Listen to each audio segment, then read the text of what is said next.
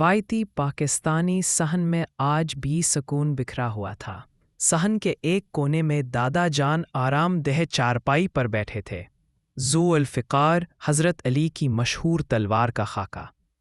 अहमद भागते हुए आया, आंखों में तजस्सुस था। दादा जान, ये किसकी तलवार है?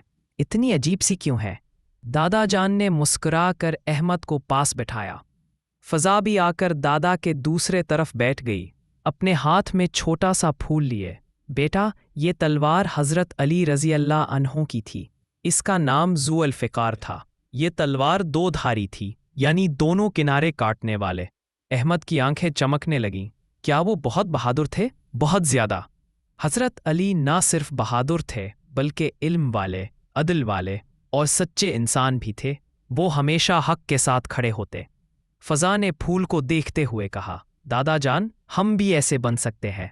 दादा जान ने नरमी से दोनों बच्चों के सर पर हाथ रखा। क्यों नहीं बेटा, अगर हम सच बोले, इंसाफ करें और इल्म को दोस्त बनाए